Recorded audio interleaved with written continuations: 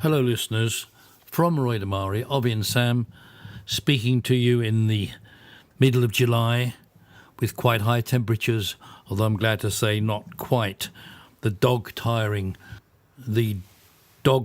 temperatures we have had in past years, and indeed this year a little earlier. There is a degree of entertainment in the antics, both of Donald Trump and of Theresa May, but they are both also rather embarrassing. I'll explain what I mean about that in a few moments. Last week I came up with the idea that many of the leading politicians, particularly, but not only in the USA, simply affirming something will make it come true, even if there is no solid evidence or case for saying it will come true. And I applied this concept to the idea that the economy is doing well, when I can see that it is not doing well, and simply saying that it is doing well won't bring that change about. And so it is that you get things from Trump like the atmosphere in the White House is fantastic. I don't believe that for one moment, do you? I mean, they are under very serious criticism, both from within the Republican Party and, of course, from the opposition and the press.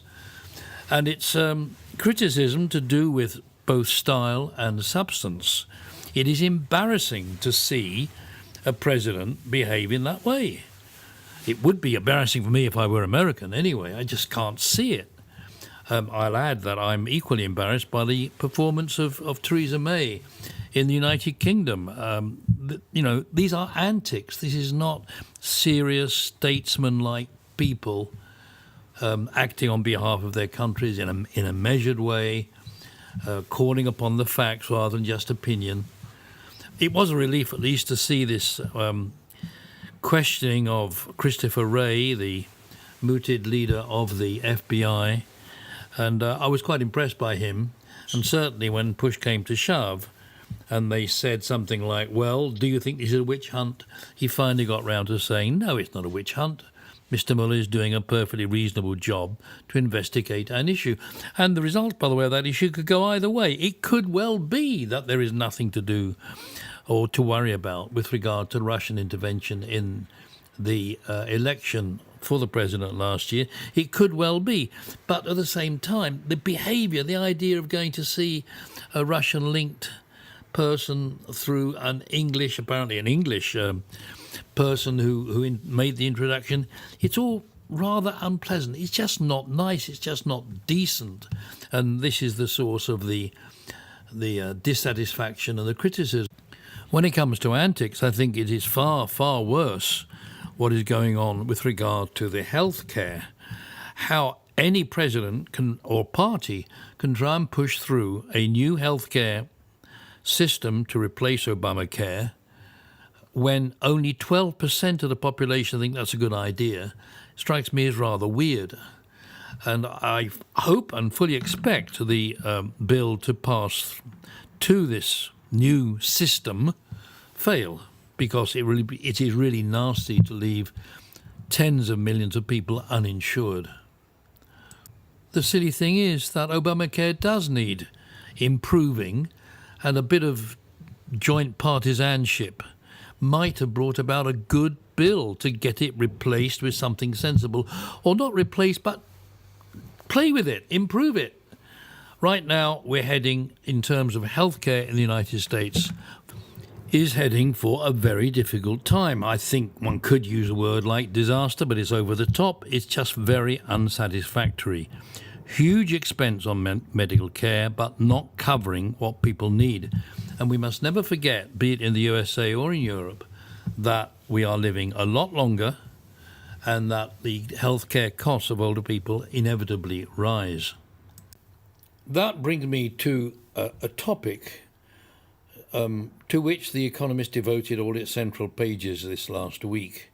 It is the topic of people who have passed official retirement age, typically 65 years of age. It might be 67, it might be 64, that isn't the point. But who are still fit enough to carry on with a very active life. And I mean an active life professionally, not just touring the world. I'd like to think I'm in that category myself, decidedly past retirement age, but decidedly also working, both in terms of teaching and in terms of my links with the American company of which I'm a board member in Dallas, that's JRJR Inc., and even making these recordings, and to make these recordings keeping on top of economic and political events. I mean, that's me, and I think it's not just me. There are lots of people now in that category of 65 onwards. I can't really put an upper limit on it. It's probably around 80, where they are physically able to move around. I won't say super fit, but they are relatively fit. Their brains are still functioning. They want to keep going. In fact, the work itself keeps them going. And the whole system that we've got of pensions is set up for 65, it's all over, you stop working, you watch the television, you might go on the odd trip, and then you kick the bucket a few years later. Well, the kicking of the bucket has been delayed an awful long time.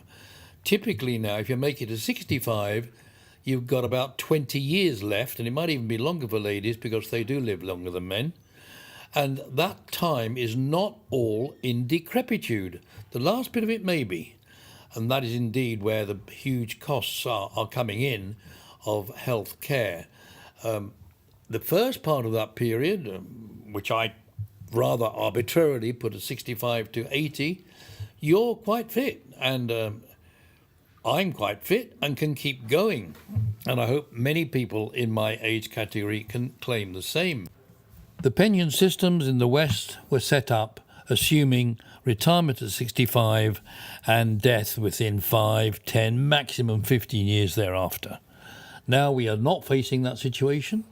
We are dealing with people who want to carry on working after 65, or at least being active in some sense, maybe non-professionally, but active and contributing to society.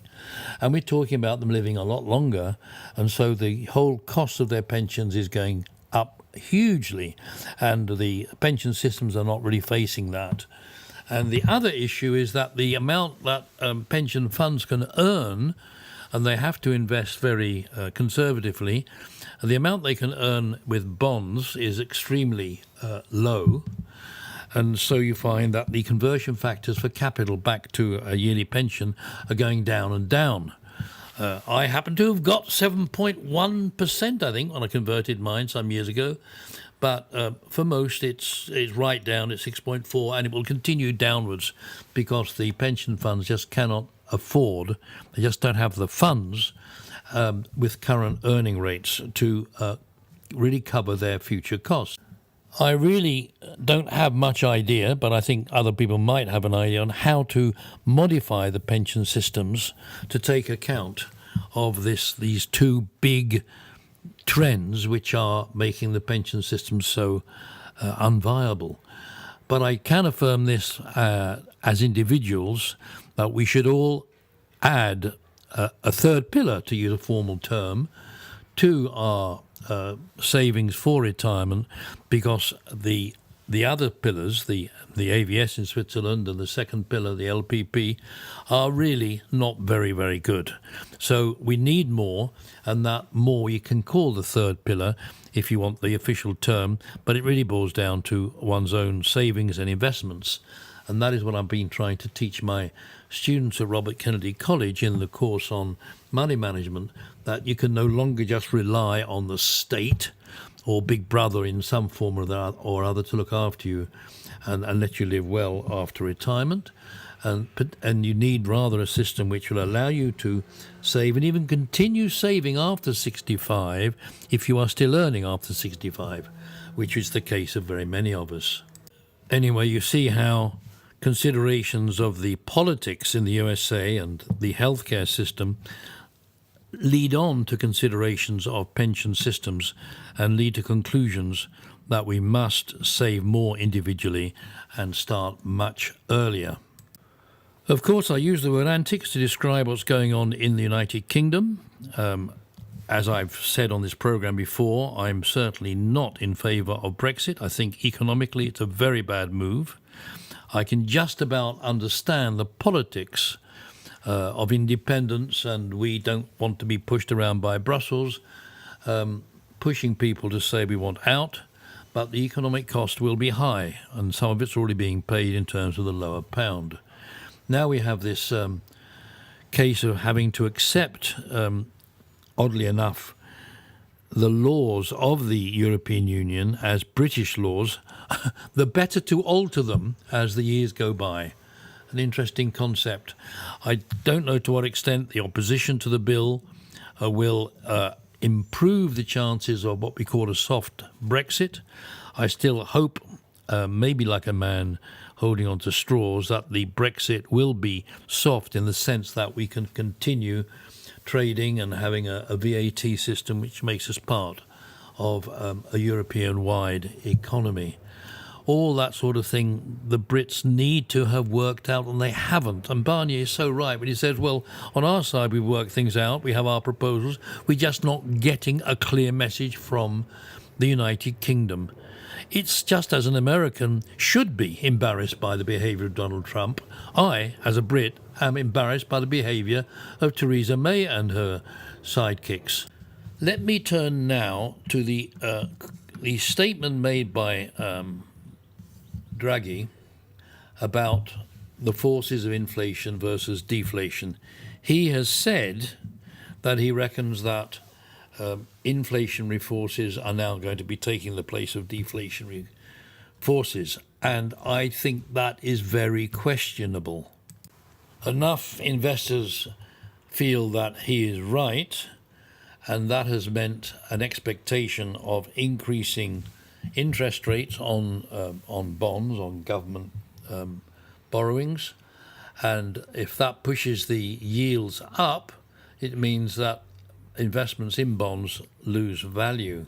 Although there comes a point when the higher interest rates make the bonds themselves attractive if you've not already got them, and then you can buy and earn a decent living from bonds again, which I would greatly welcome, because I do think that as one gets older, it is far more appropriate to invest in rather safe bonds and accept a modest but solid return than it is to play with the stock market. The stock market has done remarkably well. I'll admit that it's done far better than ever I thought it would in recent months, and it's still reaching new highs after the Trump effect, and also the signs from Europe of a recovery. Even the UK stock market is not doing badly at all. The pound might be weak, but the stock market is strong. And then we are faced with the question, is this the end of a bull run? Is there going to be a major collapse, as Harry Dent and his crew expect? Or will there just be a kind of sleeping around at these levels for a few more months with a more gentle decline? All of which leaves one in great dilemmas about how you invest. But I can certainly affirm that it is high, that you should not be putting too much money into the stock market, that the bond market is about to get more interesting, and it's not a bad idea to hold cash for a few months yet to see if and when bonds get to a decent rate of return. And I finish with my usual recommendation, which is fall back on Swiss francs to the extent that you can. The currency is solid, and it just goes on being solid through thick and thin, while other currencies go up and down all over the place, including, by the way, this last week, the Canadian dollar, which has gone up a lot as yields there have gone up. Let me just explain something, that currencies actually go up when the yields in that currency go up, the interest yields, I mean. That is why the words of Draghi or Yellen or Carney or from the Canadian Central Bank, these words which imply a possibility of increasing yields have the effect of strengthening the currency, but usually weakening the stock market on the grounds that the cost of borrowing will go up and therefore companies won't make such big profits. These things are all linked, of course. That's why you have this paradox that the pound is weak, but the UK stock market is strong. And whenever Carney or anybody else talks about increasing interest rates on British pounds, the pound strengthens, but then the stock market will go down. It's a very difficult game to play. That macroeconomics has a profound effect on your portfolio. Well, I think I've spoken enough this week, and I will try to be more focused next week.